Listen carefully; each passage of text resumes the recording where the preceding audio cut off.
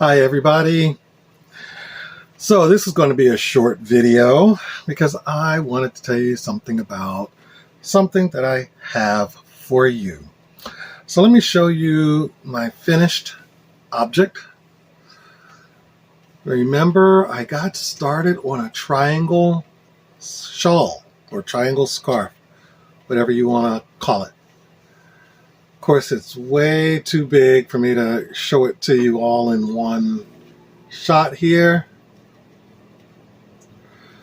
This scarf or shawl I made with all scraps. I wanted to see what I could do with scrap yarn. So all, 1, 2, 3, 4, 5 colors were just bits of scrap yarn that I have in my collection. So I think it was a good use of scrap yarn. Yeah, so I actually have the recipe that I use to make triangle shawls on my post page. So if you want to get that recipe / pattern, go to my post page, and I'll have a link down below in the video description to that post. Yeah, and just in case, if you haven't been checking out my posts, I highly recommend that you look at my posts. This channel is just as much a blog as it is videos. So I make lots of posts in between videos just to keep you updated on what I'm doing, also to talk about ideas that I have or challenges I might be having with my crafting. You know, check it out. But check the link down below where you can get it's not a pattern, it's a recipe to make this. What's the difference between a recipe and a pattern? A pattern is going to tell you like what hook size to use, what yarn to use, or what weight yarn to use, what your gauge should be, all of that. I leave all that up to you. It's just the basics of the stitches that I give you how to make this. Now, how do you make a triangle shawl shape? Basically, this whole thing is one row repeat. After you do your foundation, every row after that is you increase 2 stitches on the beginning of the row, 2 stitches at the end of the row, and 2 stitches at the middle of the row and at the end. So at the beginning, middle, and end, you're putting 2 extra stitches in all 3 of those places, and it creates a triangle shape. Yeah, and this is a solid triangle.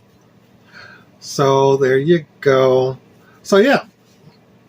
So I had been wanting to make a triangle shawl for a while, so I finally got that out of my system. Now this is with Aran weight yarn. So Aran weight yarn is a little thicker than worsted weight yarn. So this is like blanket for your neck. I do want to make one with like either fingering weight or DK weight yarn for a very lightweight one, but for now, I've gotten this out of my system. I don't feel like making another one.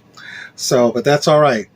And one of the other things that I discovered wearing it that I hadn't really considered, I wore that shawl to my craft group last Saturday.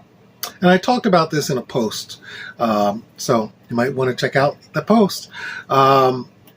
And it was really cold where we were sitting. We meet at a Panera in town, and we sat at the at a big table near the back of the cafe.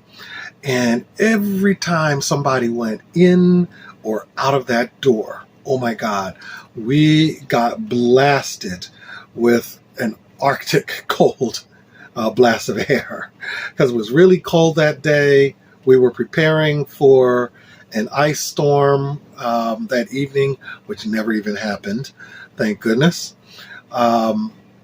So I pulled out that shawl and I put it on. And I wear it, you know, when I wear those things, I wear them bandana style. You know, they're really mostly for looks, but they do keep your front warm. So my front was all nice and toasty and everything. And then the door kept opening and closing, and the cold air kept hitting my back, my neck, and my shoulders. And so the front of me was nice and toasty. My back was cold. So I turned it around and wore it like old lady style, you know, like traditionally worn by women over the back and shoulders. So then my back and shoulders were nice and toasty, but my front was cold.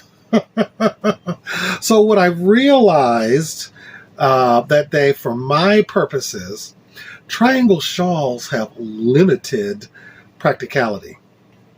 They really only keep one side of you, either your back or your front, whichever way you're wearing it, warm.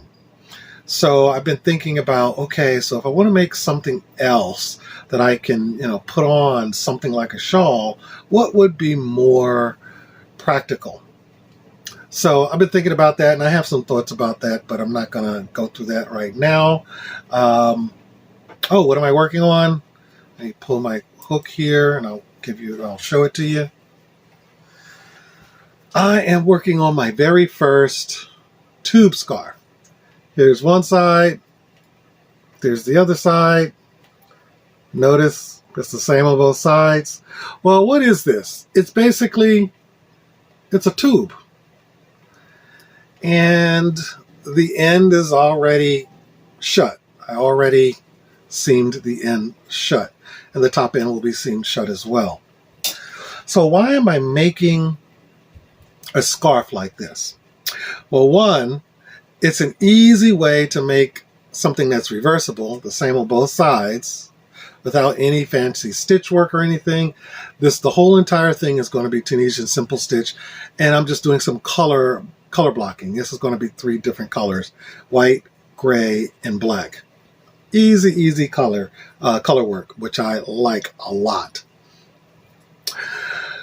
But the real reason that I am making a tube scarf is I've noticed something about all my scarves. Whether I make them when they're not reversible or reversible, it's only one layer of fabric. And I find that when it's very cold, like about 40-ish and below, and especially when it's windy, the wind just kind of goes through the material a bit. And so they don't keep you as toasty as I'd like. So I've been thinking that, you know, maybe I need to use a similar technique to what's used in knitting to make scarves warmer. And that's simply doing them in the round, making them tubes, making tubes scarves. And actually a great deal of scarves, knit scarves that you find in the store where they look like stockinette on both sides, are tube scarves. They're just made in the round and the ends are seamed up. Sometimes they may have tassels or fringe, sometimes not. I'd prefer no tassels or fringe. But they can be cute, you know, it's just not my thing. Plus, it makes them harder to clean, because when you put a scarf in the wash, if it has tassels or fringe, unless you can take them off, it kind of messes the fringe up a bit. So, I just don't like them. But when you find those scarves in the store, one of the reasons that they're made that way, other than it's easy for a machine to just make a knit in the round, it makes the scarf extra warm because, you know, it's just a tube that's flattened as a scarf. So let's say the wind is blowing. The wind may go through that first layer, but then in between, you know, there's that little bit of air in there that sort of traps it, and it keeps the wind from blowing through both layers. It's just extra warm. So I live in South Carolina, but this year we're having a real winter. Today, right now, it's 15 degrees Fahrenheit. That's not usual for us at all. Our usual winters usually don't go below 40. If it goes below 40, it's every once in a while, but 40 is about as low as it'll get here on normal years. And most days it doesn't go down to 40.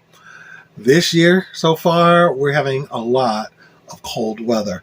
And actually right now, you can see through the window there, all you can see is probably the white from the light outside, but there's snow on the ground. There's actual snow, several inches of snow, because we had a snowstorm last night. And this is very unusual for us here. So I need this tube scarf. I'm actually going to make this one, and when I finish this one, I'm going to make another one that's going to be all brown, because I wanted a scarf that could just go with anything and everything I wear. So a brown scarf as a good neutral that'll go with everything. So yeah, so that's all I have for you today.